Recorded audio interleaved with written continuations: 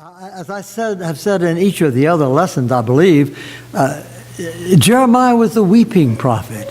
It just cut to the depth of his soul that God's people did not heed his calling, that God's people passed him off as just an old crank, sort of, that sort of thing. And yet Jeremiah felt so deeply in his soul that his people, the people of Judah, were way off on the wrong track. And so last week we talked about how Jeremiah stood in the temple, at the gate of the temple, and he preached this wonderful temple sermon. And all through the book, it's just filled with that type of thing. And tonight he talks to them in the 11th chapter of Jeremiah. He talks to them about breaking the covenant. A covenant, the biblical idea of a covenant is not just a contract. It isn't just an agreement. It has a sacred tone to it. Now, they had secular covenants, and of course, Israel had secular covenants too. But the covenant that he's speaking of is a covenant between the nation of Israel and God their Father. And this whole thing about breaking the covenant is such a serious thing. And so what I want us to see tonight, I'm going to go back and just kind of review how Israel had broken the covenant through their history. Really, the history of Israel is one of the saddest stories in world history. They had everything that God had promised. Wow, you just stop and think about what all God did for these people and how lightly they took it. And I think the transformation of that principle and that idea into our own time is very, very important, because we tend to take the blessings of God for granted sometimes. They are so abundant. To me, it's sort of like a child who has two very good parents. But while he's growing up, he doesn't realize what wonderful parents he has. It isn't until he gets a little bit older and looks back on the life that he was given by his parents and the rearing and so forth, that he sits back and says, wow, I really had good parents. I was in a discussion class last Thursday evening that I go to each Thursday, and it was the lesson for that particular night, the latter part of Ephesians. We've been going through Ephesians. And the lesson was, children, obey your parents. And the fellow who was teaching this class, or leading this discussion group, he said, tell me about your parents. And I thought, I can't hardly wait, because I had such wonderful parents. I didn't realize that at the time. I just kind of took them for granted. Looking back on it and seeing parental things, in our own culture, I thought back and they finally came to me and they said, Jack, tell us about your parents. And I said, the greatest set of parents that ever lived. They taught me so much. They exemplified so much. My mom and dad loved each other so much, and just all of those things put together. And I just thought, I am probably the luckiest individual in this whole room. Why? They honored the covenant of marriage. They honored the covenant of father and son, mother and son, father and daughter, mother and daughter. They honored these things. And they did the very best that they could. Well, I turned out fair, okay? But they did the very best that they could through a loving combination of teaching and discipline. And I think a whole lot of this type of thing is something that Jeremiah must have had in mind when he talked about the broken covenant. They had so much that God had done for them, and they turned it aside. Let's go all the way back to the 19th chapter of Exodus, And we'll see something about how this began to come about. The earlier part of Exodus deals with, and by the way, this is what I want to do. I want to just go through the history of Israel and see how this broken covenant finally, ultimately, ended up in the destruction of their nation. But let's go back to the 19th chapter. Prior to this, God had, he had blessed Israel so much. He delivered them out of the house of bondage in Egypt. He brought all of these plagues on Egypt in order finally to bring his people out. And then you remember that last plague, the death of the firstborn, and it became the basis of the Passover. And then he took them on down Mount Sinai. And I can't imagine this, but the way I can, they ran out of water. God had taken such good care of them, and now they're out of water. And gripe. They complained to Moses, and as if God let us out here to die of thirst. No, that was not it. But Moses brought water out of a rock. Well, then we ran out of food. What are we going to do? Well, God provided manna. They came to Mount Sinai. And God said, I want to make a covenant with you. And so Moses went up on the mountain, and in the 19th chapter, we have the story of, just briefly, of Moses taking God's message to the people.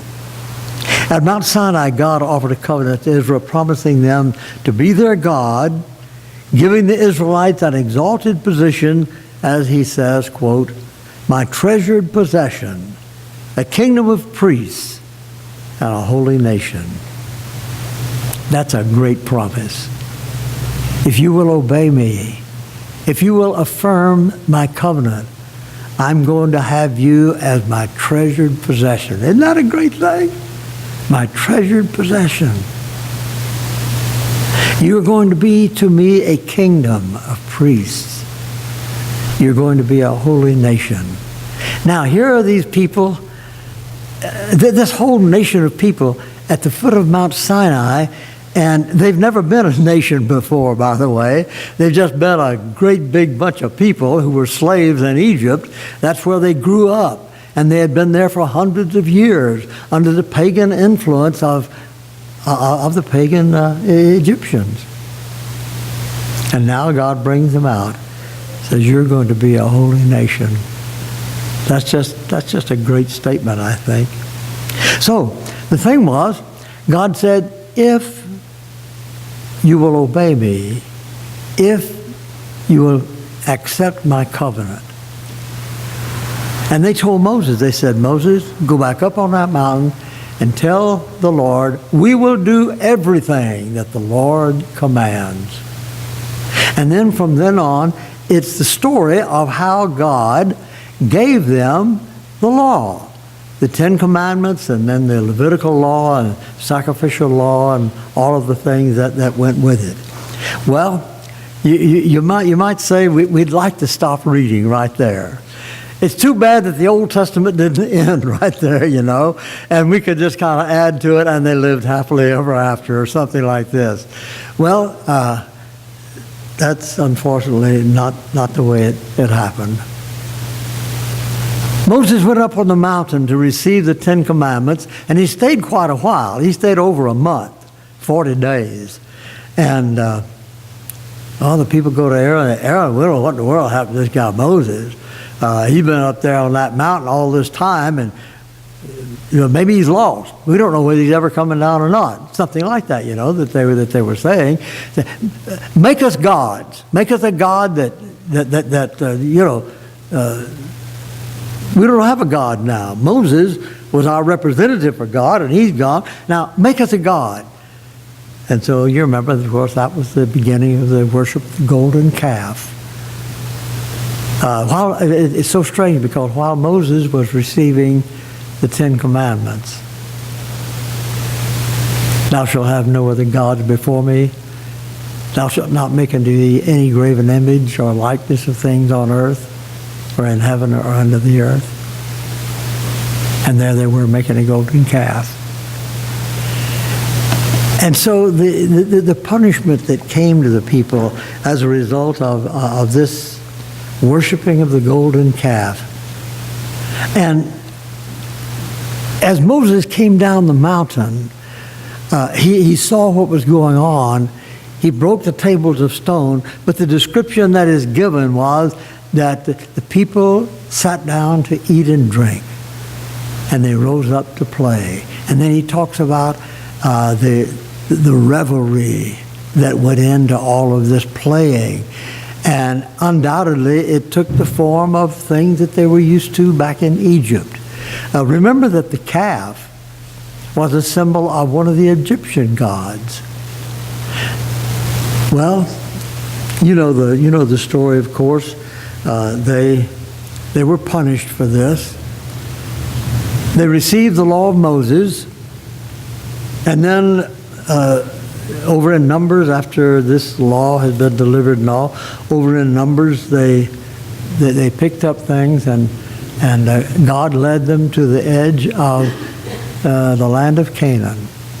They sent spies out, and the spies came back and said, "Wow, what a place, what a land.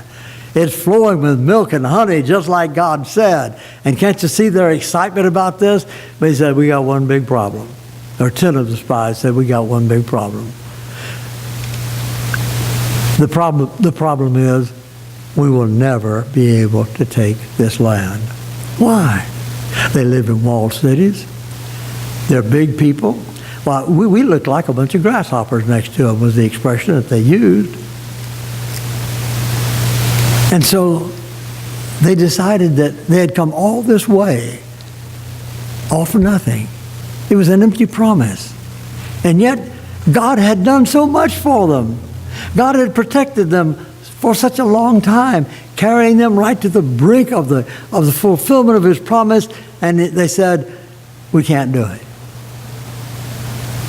The punishment was that for every day that the spies were gone, 40 days, they would wander a year in the wilderness until all of the people 20 years old and under had died off.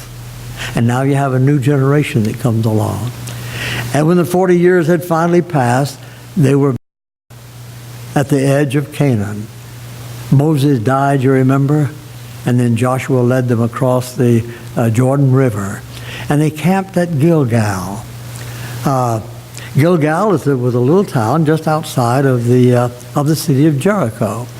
The city of Jericho, by the way, is a very interesting city. It's either the oldest or one of the oldest organized cities in the history of the world.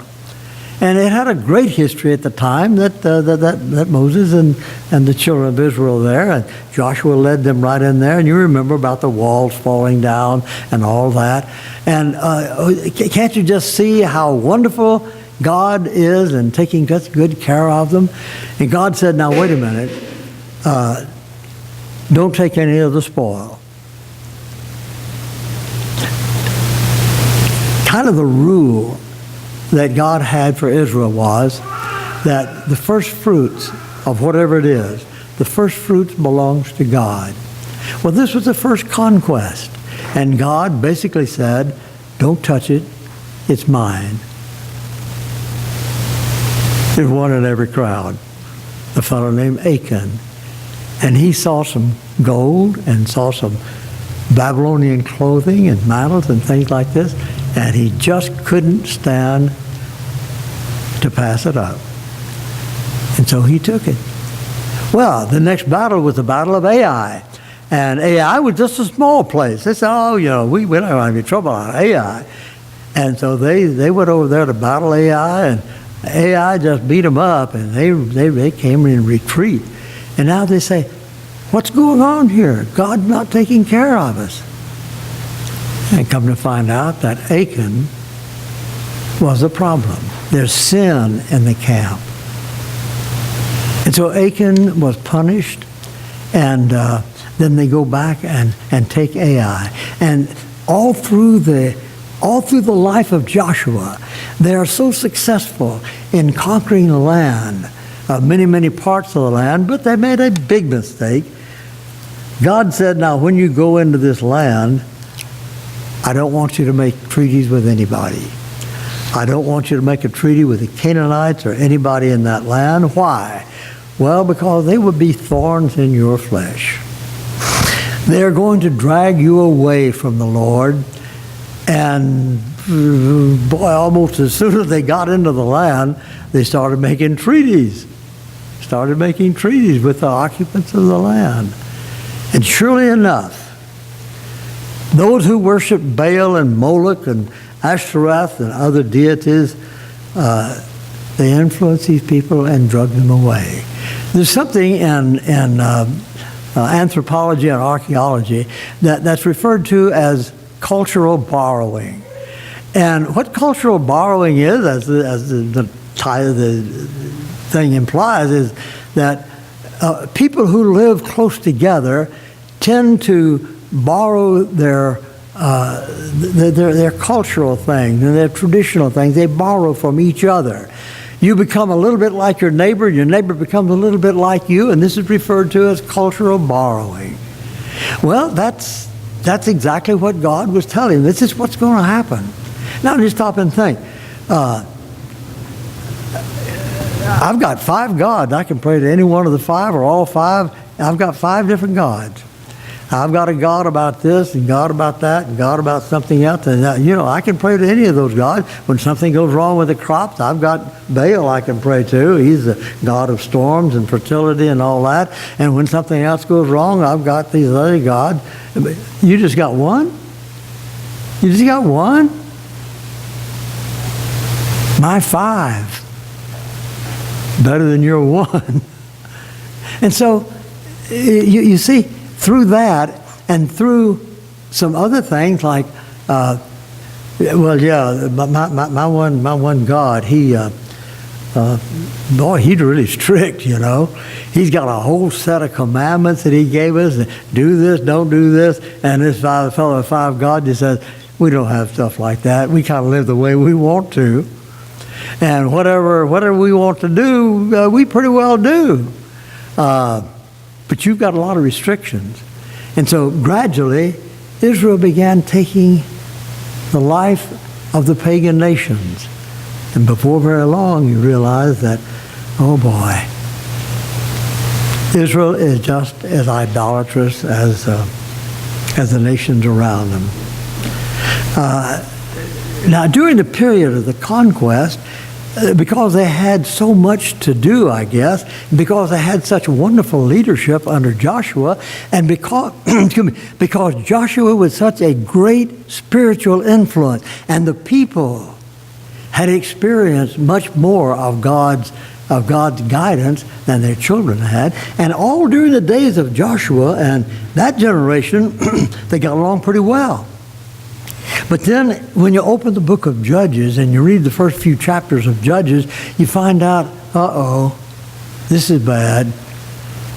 Now that generation has gone, the new generation really doesn't know the Lord. Folks, like it or not, believe it or not, that is something that's happening all around us. As a generation moves on into age and dies off, they leave a legacy. But if the new generation has not been taught what that legacy is, the new generation doesn't follow the older generation. That's something that's happening to us. I read just the other day about a survey that had been made by the American Bible Society.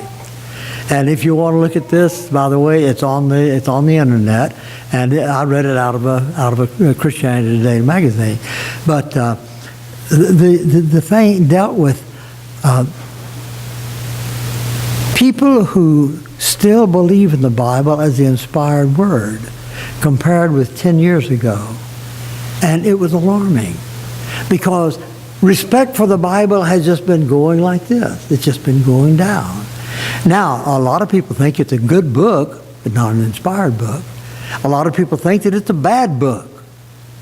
And they gave percentages out of this survey and so forth. And, it just made me think, well, boy, that's exactly the same thing that happened to Israel right after Joshua's day. And then when you open the book of Judges, and you begin seeing some of this. It gets on over into the second chapter. After that whole generation had been gathered to their fathers, another generation grew up who knew neither the Lord nor what he had done for Israel. Then the Israelites did evil in the sight of the Lord and served the Baals. They forsook the Lord, the God of their fathers, who had brought them up out of Egypt. They followed and worshiped various gods of the peoples around them. They provoked the Lord to anger because they forsook him, and they served Baal and the Ashtoreths. That cost them. As you read the book of Judges, it's almost divided into paragraphs like this. Israel did evil in the sight of the Lord. And then the next statement is, God punished them by bringing another nation in to capture them, to make slaves out of them, or in some way to dominate them. Then the next one is, they cried mightily to the Lord.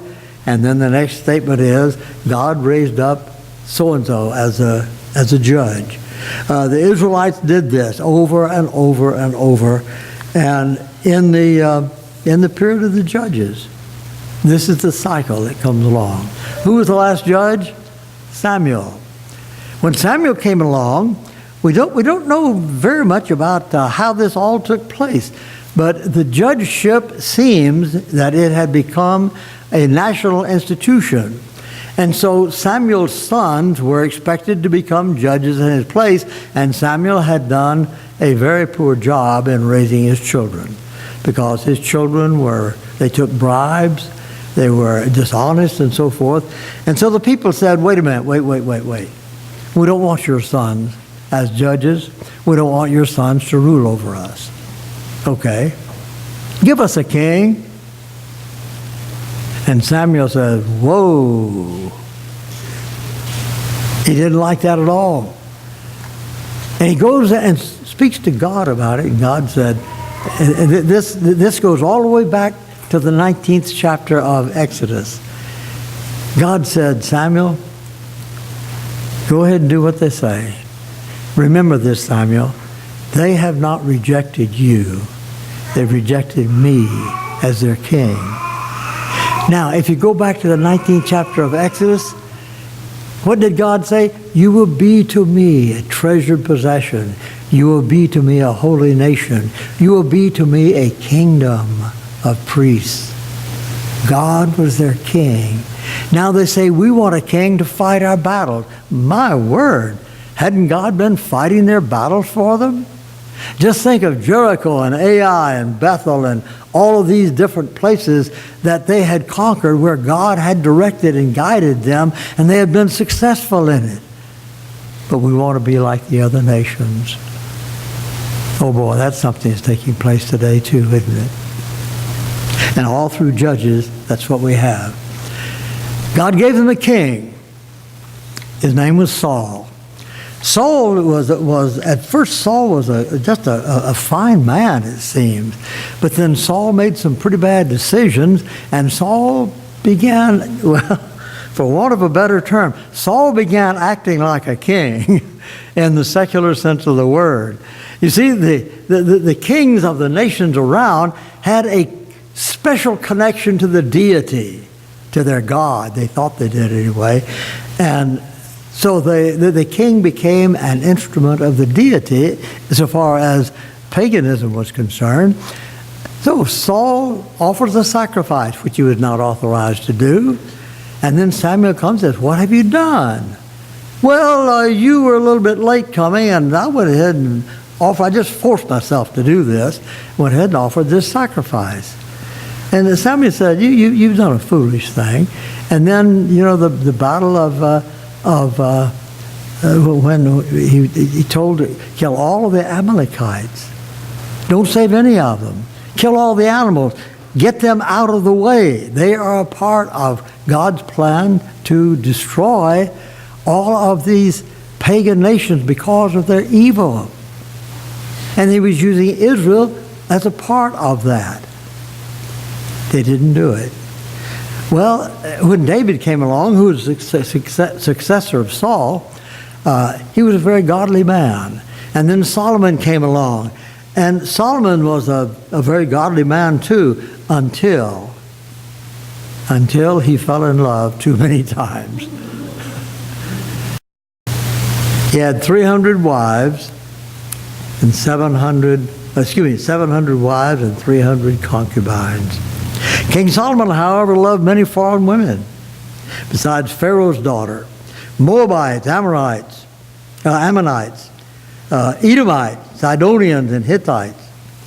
And they were from the nations about which God had told Israel, you must not intermarry with them, because they will surely turn your heart after their gods. Nevertheless, Solomon held fast to them in love.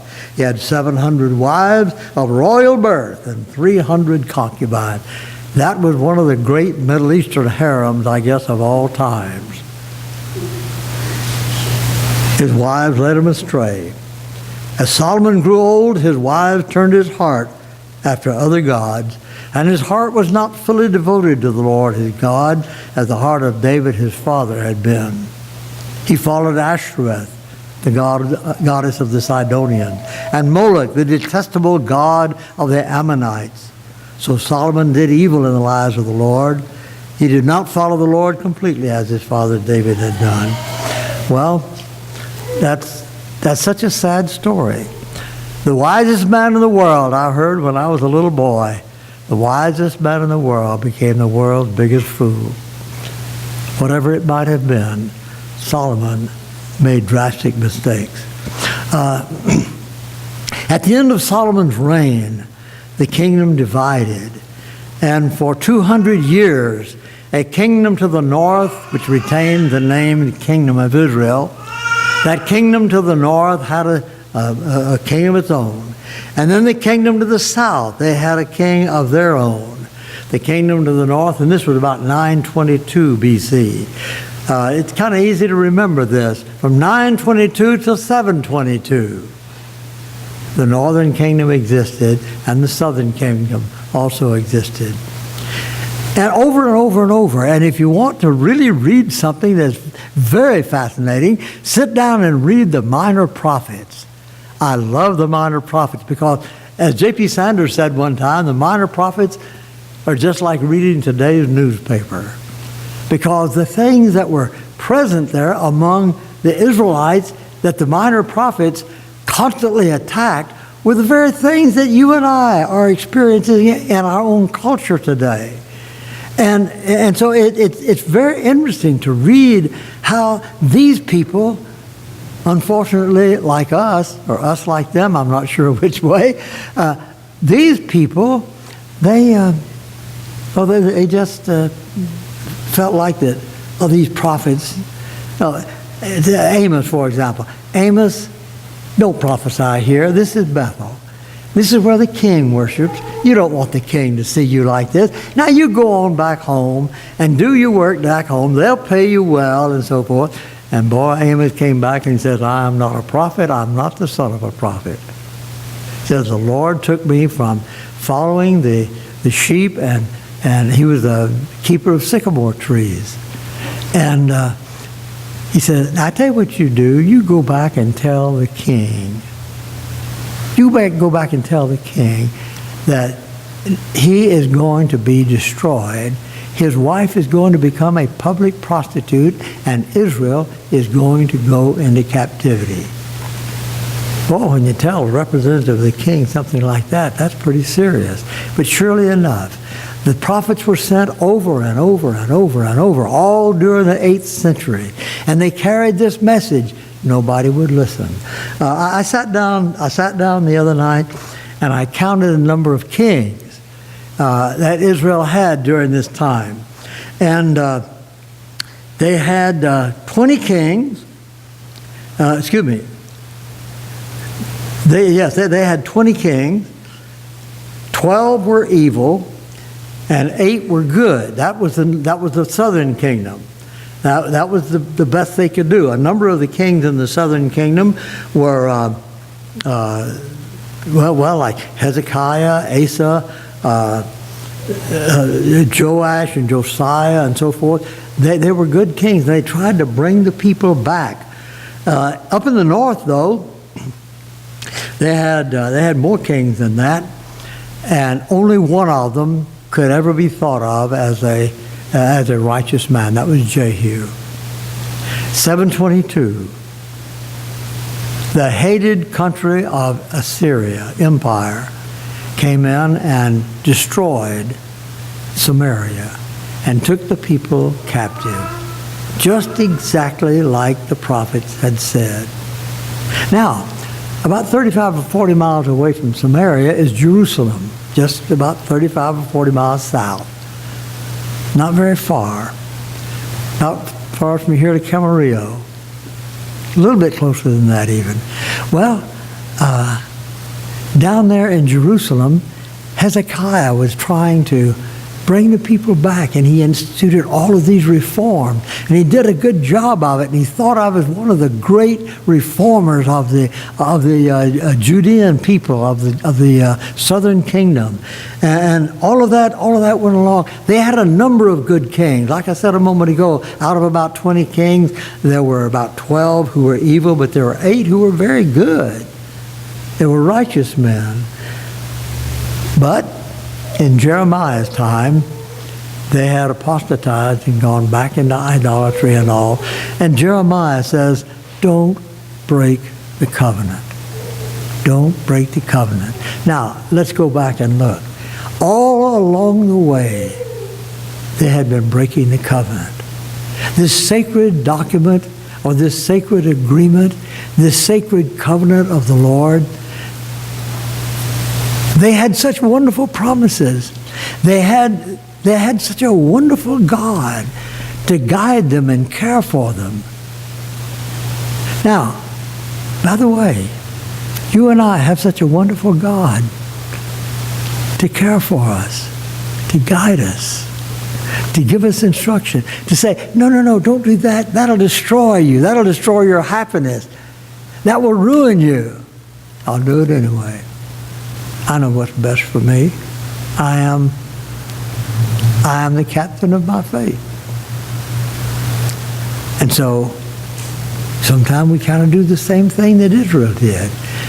The breaking of the covenant is severing that tie that holds us to God.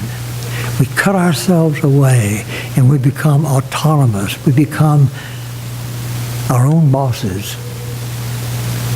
And the first thing you know, Jeremiah says, you're breaking the covenant. You're going to suffer the consequences. Not going to be consequences. We're not all that bad. Jeremiah, you're just an old fuddy-duddy. Here are all of these other prophets that are saying Jeremiah is crazy.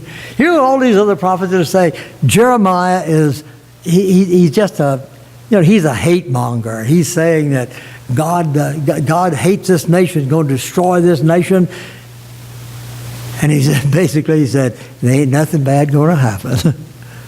No, nothing bad is going to happen here. And the people wanted to believe that. Hey, isn't that contemporary? Isn't that just the way things are today? I want to believe the things that say I'm okay. I'm okay, you're okay. Or I'm okay and you're so-so, whatever it might be. But the whole idea is that God says, I know what's best. And the covenant was given you so that you would be a secure, happy, productive people. Because you're following my guidance, I know what is best. And basically they were saying, we know what's best. We'll do as we please. And all these other prophets over here, except Jeremiah, are telling us, yeah, this is fine, this is okay, good. Well, that's not the way it was. Instead, in 587 BC, the Babylonians came in, destroyed the city of Jerusalem, tore it down, burned it up, and carried the people away captive. Why? Because they broke the covenant. You and I have a covenant with the Lord. It's called the New Covenant. Jeremiah talks about that in the 31st chapter, and the writer of Hebrews quotes it in the 8th chapter of Hebrews. He says, in this new covenant, I will remember their sins no more forever. You see, in the old covenant, remembrance of sin was made every time they offered a sacrifice. This animal is dying instead of me. And now under this new covenant, he says, I'm not going to remember their sins anymore. So God forgets. Isn't it a wonderful thing that we live under the new covenant? Now, the challenge is this. Am I breaking that new covenant? Am I being disobedient to the Lord? Am I setting him aside when I want to set him aside and only pick him up when it's convenient for me or when I really want something? And so the broken covenant was not something that just took place with the Israelites. It's something that takes place with us, unfortunately, on a regular basis.